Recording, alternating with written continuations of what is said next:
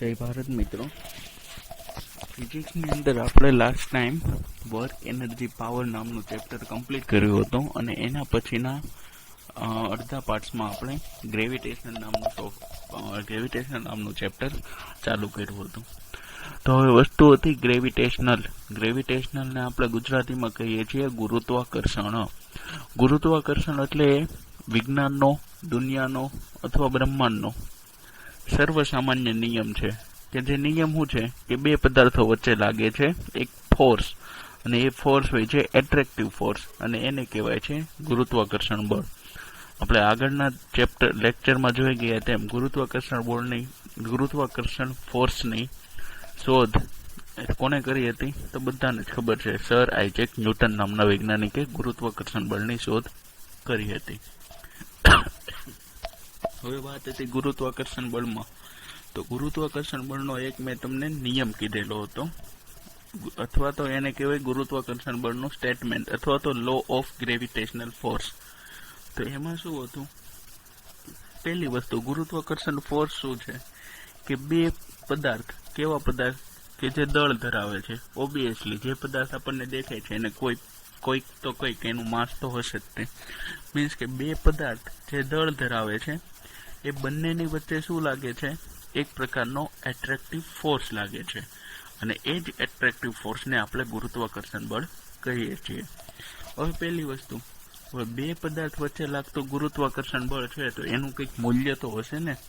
કેટલા પ્રમાણમાં લાગે છે, કઈ રીતના લાગે છે, કેટલા અંતર સુધીમાં લાગે છે, એનું કંઈક મૂલ્ય હશે. એના માટે આપણે જોયું હતું ગ્રેવિટેશનલ ફોર્સનો લો અથવા તો એનું સ્ટેટમેન્ટ. તો ભાઈ સ્ટેટમેન્ટ શું હતું? તો સ્ટેટમેન્ટ હું બોલું છું, ધ્યાનથી સાંભળજો.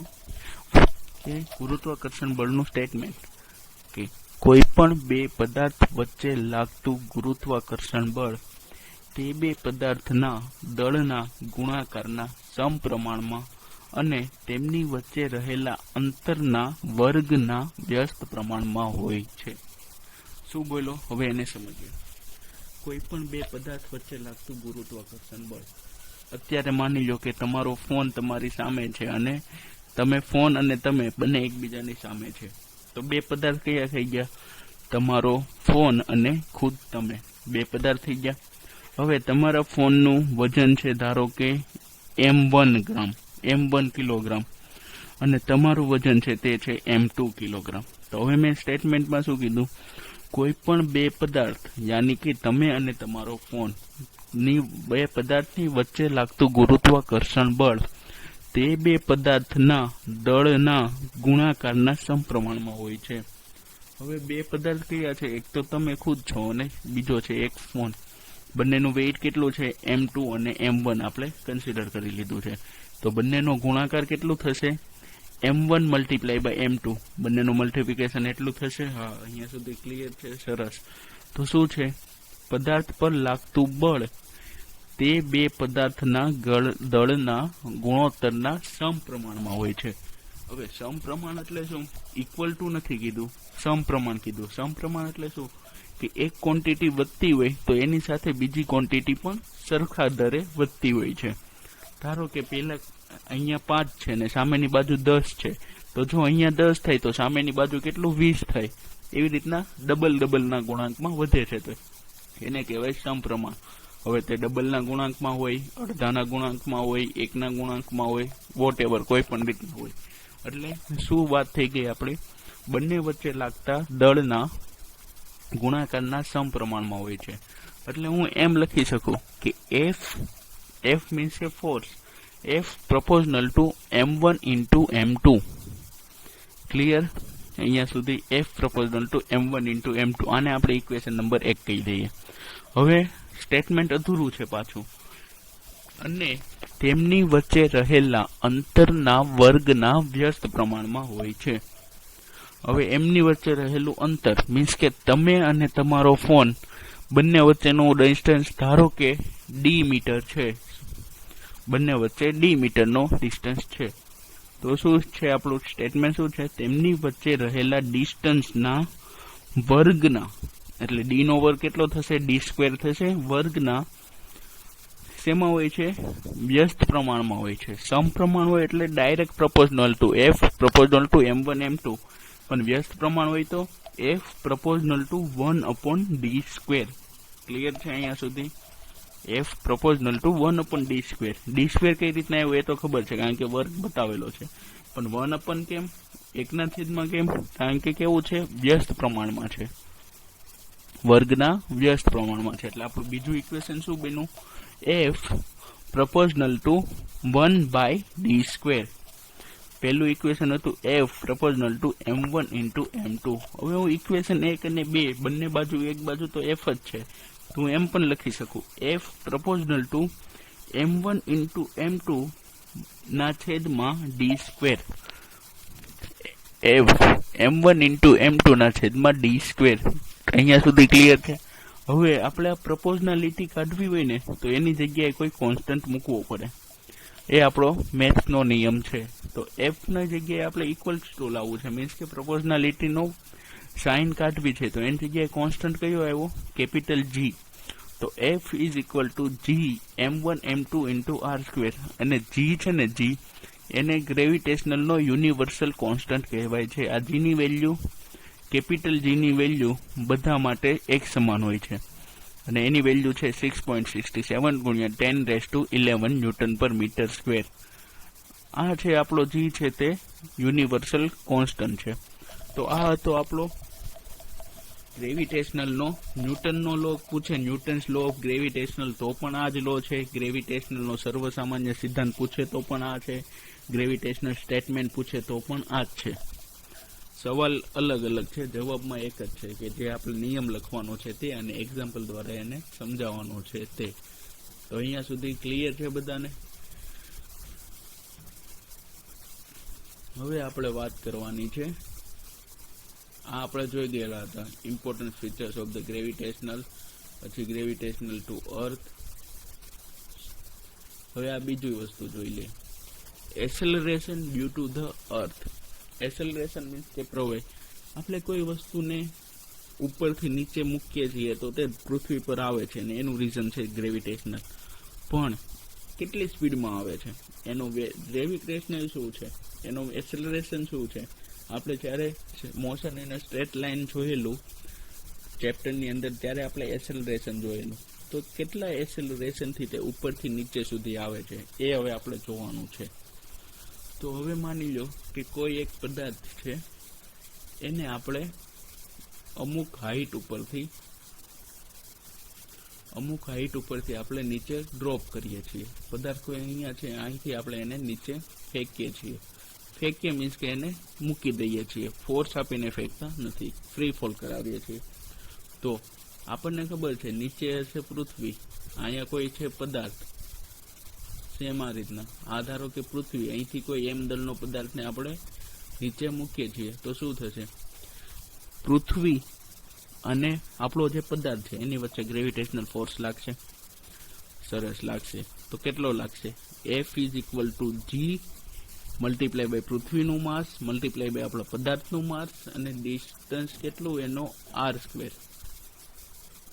કેટલું ડિસ્ટન્સ? કારણ કે પૃથ્વીથી હંમેશા ગ્રેવિટેશનલ ફોર્સ છે તે પૃથ્વીના સેન્ટરમાંથી આપણે કન્સિડર કરીએ, તો આપણે ધારો કે એને સ્મોલ r જેટલા ડિસ્ટન્સથી નીચે ફેંકીએ છીએ, તો આ ફોર્સ થઈ ગયો આપણો કયો? Gravitational force.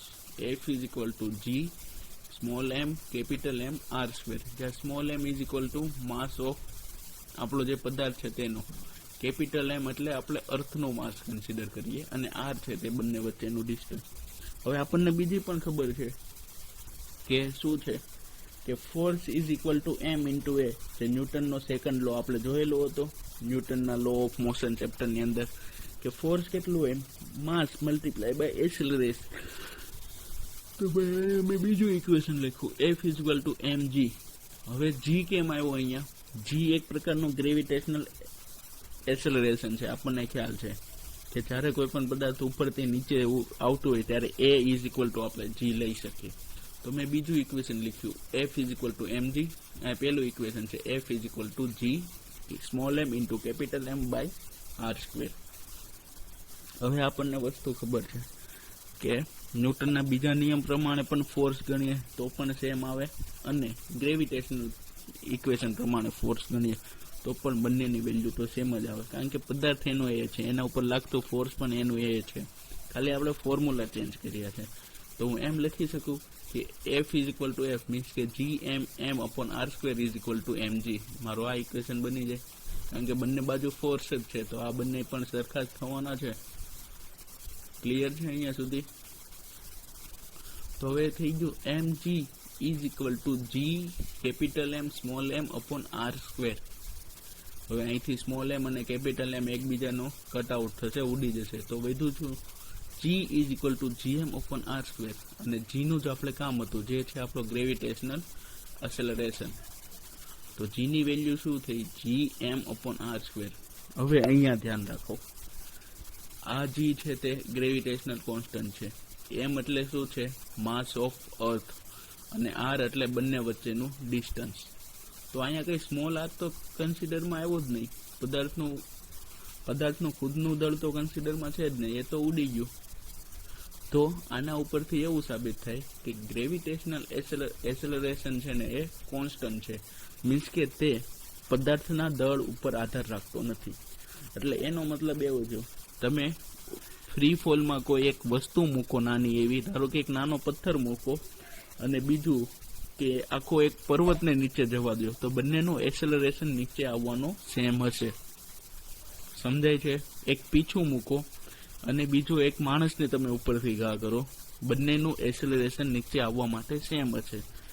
શા માટે સેમ? કારણ કે કોઈ માસ ઉપર તો આધાર રાખતું નથી, એ ખાલી આધાર રાખે છે પૃથ્વીના માસ ઉપર અને બંને વચ્ચેના ડિસ્ટન્સ પર. તો અહીંયા સુધીની વાત આપણે ક્લિયર થઈ કે એસેલરેશન છે, ગ્રેવિટેશનલ એસેલરેશન, એ આના ઉપર પદાર્થના માસ ઉપર આધાર રાખતું નથી. હવે તમને સવાલ એવો પૂછાય કે ટ્યુટોરિયલમાં એવું હોય કે ગ્રેવિટી એસેલરેશન એટલે શું અને તેનું ફોર્મ્યુલા મેળવો, તો તમારે એની અંદર આટલી વસ્તુ લખવાની રહેશે. ક્લિયર છે અહીંયા સુધી? સરસ. તો હવે આપણે આગળ વધીએ. તો વાત થઈ આવડી આપણી ગ્રેવિટેશનલ એસેલરેશનની. અહીંયા સુધી ક્લિયર છે? હવે આપણે જોઈએ ગ્રેવિટીનું બીજો એક વિભાગ. હવે છે વેરિએશન. વેરિએશન એટલે આપણે જે ગ્રેવિટેશનલ થી ઉપરથી ફ્રી ફોલ કરાવીએ છીએ કોઈ પણ વસ્તુને, એટલે આપણને ખબર છે કે એનું ગ્રેવિટેશનલ એસેલરેશન કેટલો છે? G capital M/r². Capital M શું છે? અર્થની સરફેસ સુધી, મીન્સ અર્થ સુધીનું, અર્થનું માસ છે. આ વસ્તુ થઈ ગઈ G થી અહીંયા સુધીની, અર્થના સરફેસ સુધીની R. હવે આપણે વસ્તુ કરવું છે, પોઈન્ટ M અહીંયા છે, ધારો કે સરફેસની ઉપર છે, h મીટર જેટલી હાઈટેથી આપણે એને ફ્રી ફોલ કરાવીએ છીએ, અને h મીટરની હાઈટ એ થોડીક વધારે છે, r ની સરખામણીમાં h ની હાઈટ છે. હવે એવું નહીં બની શકે કે r ધારો કે પૃથ્વીનું ડાયામીટર 1600 કિલોમીટર છે અને h ની ઊંચાઈ 10 મીટર, તો એ બધું વસ્તુ. હવે કોઈ એક પદાર્થ છે h મીટરની હાઈટે, ત્યારે એનો ગ્રેવિટેશનલ વસ્તુ કઈ છે, ગ્રેવિટેશનલ G કેટલો લાગે છે તે જોઈએ. તો આપણને ખબર છે આ G સફિક્સમાં h છે, તો G ઇઝ ઇક્વલ ટુ કેટલું થશે? પૃથ્વીના દળ જેટલું, કારણ કે કોઈ પદાર્થના દળ ઉપર તો આધાર રાખતું નથી. હવે જ્યાં R છે એની જગ્યાએ ડિસ્ટન્સ કેટલું થઈ જશે? R પ્લસ h આખાનો સ્ક્વેર. એટલે G આ h છે જે છે સફિક્સમાં છે, નીચે છે, G h મલ્ટિફિકેશન નથી, એ ખાસ ધ્યાન રાખજો. તો એના માટે કેટલું થઈ જશે? G into M. M તો પૃથ્વીનું જ છે, પણ ડિસ્ટન્સ કેટલું થશે? R plus h. જો અહીંયા સુધી આપણે ડિસ્ટન્સ માપતા હોઈએ, અહીંયા સુધી, તો આપણો ગ્રેવિટેશનલ આવશે G small g is equal to capital G મલ્ટિફિકેશનમાં M ડિવાઇડેડ બાય R. હવે આપણે માપવાનું તો અહીંયા સુધી છે, તો R plus h square GH. હવે હું શું કરું છું કે GH divided by GH divided by G, equation 2 અને 1 ને એકબીજા હારે ડિવાઇડેડ કરું છું તો શું આ છે h છે તે સફિક્સમાં h છે, અહીંયા જે આવશે તે આપણો સ્મોલ g આવશે. આ થોડુંક આમાં પ્રિન્ટિંગ મિસ્ટેક થઈ ગયેલું છે. તો શું થશે gm upon r plus h square divided by gm upon r square. આપણો આવો આખો ટર્મ્સ બન્યું આ ટર્મ્સ. હવે આપણને મેથ્સમાં ખબર છે કે છેદનો અંશનો છેદ છેદમાં જાય અને છેદનો છેદ અંશમાં જાય, એટલે આ શું થઈ જશે gm ડિવાઇડેડ બાય gm. આ r સ્ક્વેર છે તે ઉપર આવશે અને r પ્લસ h સ્ક્વેર છે તે નીચે આવશે. ટૂંકમાં gm તો કેન્સલ આઉટ થઈ જશે અને વચ્ચે શું r square divided by r plus h whole square gh upon g. આપણને આ ઇક્વેશન મળશે. ક્લિયર છે અહીંયા સુધી? આ છે મેથેમેટિકલ ફોર્મ્યુલા. મેથેમેટિકલ સ્ટેપમાં શું આવશે કે જ્યારે કોઈ પણ આવી બહુ બધી પ્રકારની બહુપદી આવી જાય અંદર તો આનો બેઝિક નિયમ હોય. આ મેન આપણો છે તે છેદ અને ડિનોમિનેટર ન્યુમરેટર. તો આમાં એવું છે કે અંશનો છેદ હોય ને તે આખાના છેદમાં આવી જાય અને છેદનો છેદ મતલબ કે r સ્ક્વેર એ છે તે અંશમાં જતો રહે. એટલે અહીંયા શું થશે gm multiply by r square divided gm multiply by r plus h whole square. હવે gm તો કેન્સલ આઉટ થઈ જશે એટલે આપણી પાસે વધ્યું gh upon g is equal to r square upon r plus h square. r square plus r plus h square.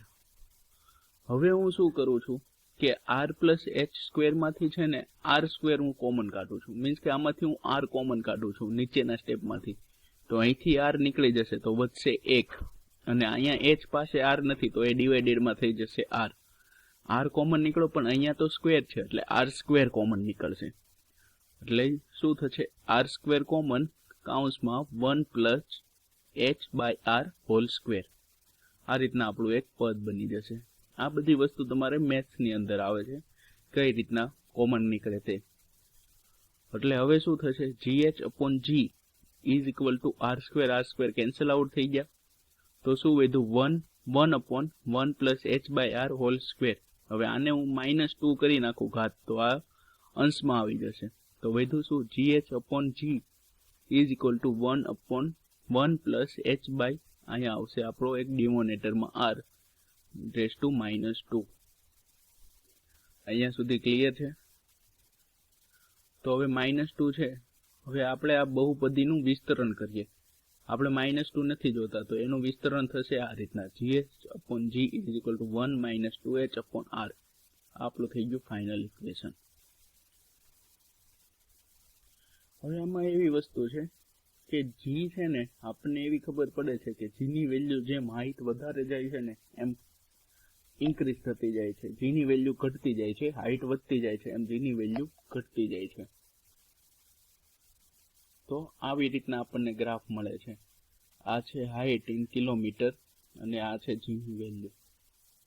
હવે આપણે 2000 કિલોમીટર જેટલી હાઈટે વહી જઈએ પૃથ્વીના સરફેસથી તો આપણને g ની વેલ્યુ છે તે કેવી થશે 5.5 જેવી મળશે. જે અત્યારે આપણને 10 મળે છે તે મળશે 5.5 જેવી. મીન્સ કે જેમ હાઈટ વધશે તેમ g ની વેલ્યુમાં ડિક્રીઝ થશે. એવું કેમ ખબર પડે છે? કારણ કે આપણે આ ઇક્વેશન મેળવ્યું કે gh upon g is equal to 1/2h by r. આ એક મોસ્ટ આઈએમપી સવાલ છે. તમારે આના સ્ટેપ નોટ ડાઉન કરવા હોય તો પણ કરી લેજો કારણ કે આ તમારે ધારો કે શોર્ટ નોટ તરીકે પૂછાશે તો આના 4 માર્ક્સ હશે. આનો સવાલ એમ આવશે કે variation in acceleration due to gravity એવું પણ પૂછાઈ શકે અથવા તો એમ પૂછાય છે કે relation between height and gravitation તો પણ આ જ વસ્તુ આવશે. હવે અહીંયા જ્યાં જ્યાં ફોલ્ટ છે તે હું તમને ફરીથી જણાવી દઉં છું. અહીંયા આવશે આ g છે તે સફિક્સમાં છે, નીચે gh નીચે સફિક્સમાં છે. હવે આ બંનેનું ડિવાઇડેડ કરવું એટલે આ g આ જે h છે બાજુનું એ સફિક્સમાં આવશે અને અહીંયા નીચે આવશે એમનમ g. આ બધી જ વસ્તુમાં એ રીતના થશે. અહીંયા નીચે આવશે r h બાય r. એકવાર નોટ ડાઉન કરી લો. હું થોડા ટાઈમ માટે આ સ્લાઇડ સ્લો રાખું છું.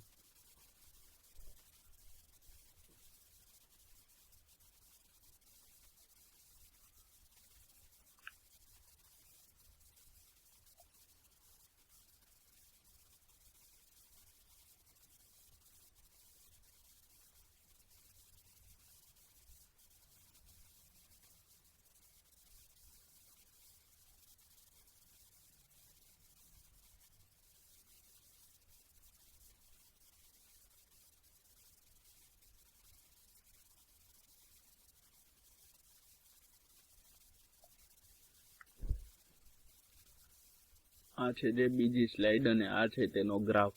ગ્રાફ પણ મોસ્ટ ટાઈમ છે. ગ્રાફ તમને MCQ માં પૂછાશે કે ભાઈ નીચેનામાંથી G versus height, gravitational acceleration versus height નો ગ્રાફ કયો છે? તો આ એક ગ્રાફ આવો આવશે, ડિક્રીઝ થાય છે, એકમાં કોન્સ્ટન્ટ હોય તેવું આવે, એકમાં વધતું જતું હોય એવું આવે. આપણે ખાસ ધ્યાન રાખવાનું છે કે હાઇટની સાથે સાથે આપણું ગ્રેવિટેશનલ કેવું થાય છે, ઘટે છે.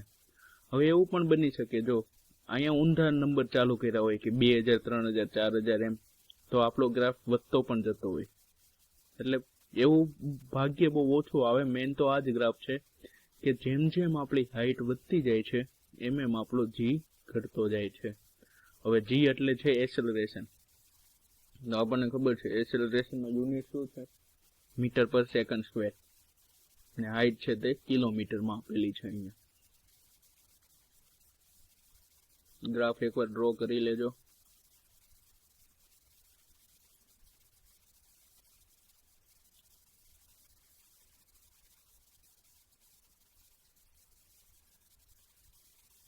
ચાલો હવે આગળ વધીએ. હવે હાઇટની સરખામણીમાં જોયું તો હવે આપણે વસ્તુ જોવાની છે ડેપ્થમાં.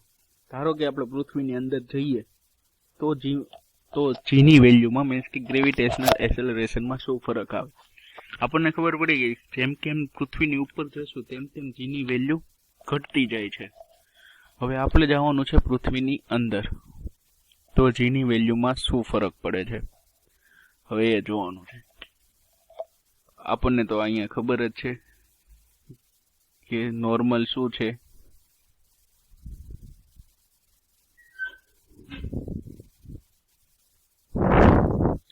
આ રીતના વસ્તુ છે આપણો ગ્રેવિટેશનલ જી. અહીંયા આવશે કેપિટલ M.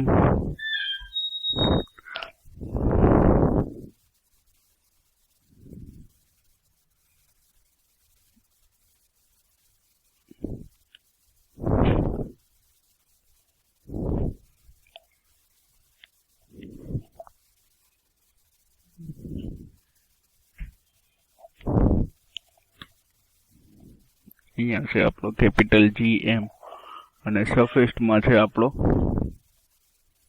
R².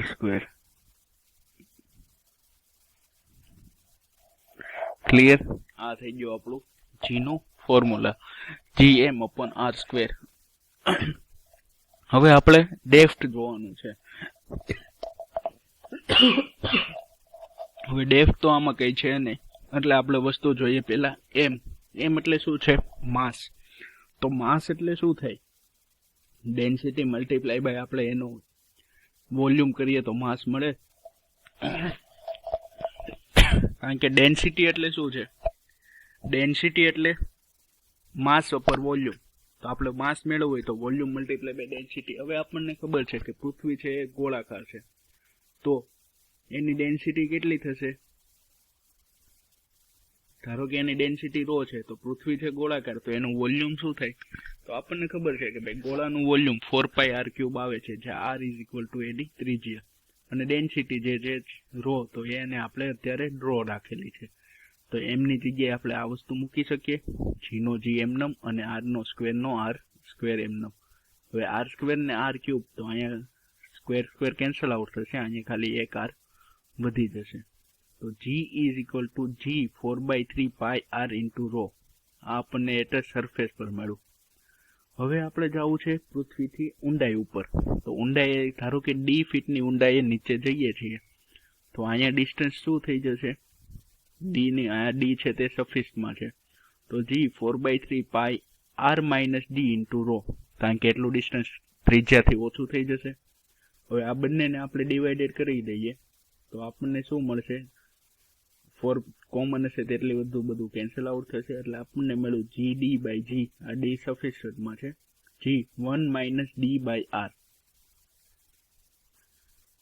તો આમાં આપણને એવું જોવા મળે છે કે G જેમ ઇન્ક્રીઝ થશે ને એમ ડેપ્થનું ઇન્ક્રીઝ થશે, એટલે જેમ આપણે ઊંડાઈ ઉપર વધારે જશું તેમ આપણને G ની વેલ્યુમાં વધારો થશે. અને એ પણ દેખીતી વાત જ છે, કારણ કે G નીચે જશું તેમ r ની વેલ્યુ ઘટશે. એટલે r ની વેલ્યુ ઘટશે તો આપણો ઓબ્વિયસલી ખબર છે r ની વેલ્યુ ઘટશે તો g ની વેલ્યુ વધશે. તો આ વસ્તુ થઈ ગઈ ડેપ્થની સાથે. આ છે ડેપ્થનો વેરિએશન વાળો graph. The variation of the g with respect to depth and height. Height વધે તેમ g ની વેલ્યુ ઘટે છે, હાઈટ વધે તેમ g ની વેલ્યુ ઘટે છે, અને ડેપ્થ વધે તેમ g ની વેલ્યુ વધે છે. The variation g with respect to height will never be the zero. It will be increase after certain height, and the variation of g with respect to depth will be zero when the body is placed at the center of the earth. એટલે જ્યારે આપણે કોઈ પણ વસ્તુને અર્થના centre ઉપર મૂકી દઈએ છીએ ત્યારે તેના ઉપર ગ્રેવિટેશનલ એસેલરેશન લાગતો નથી. આ વસ્તુ થઈ ગઈ હાઈટ સાથે અને ડેપ્થ સાથે ઇન્ક્રીમેન્ટનું. હવેનું આપણે નેક્સ્ટ લેક્ચરમાં જોશું. અહીંયા સુધી રાખીએ આજે. તો જય ભારત.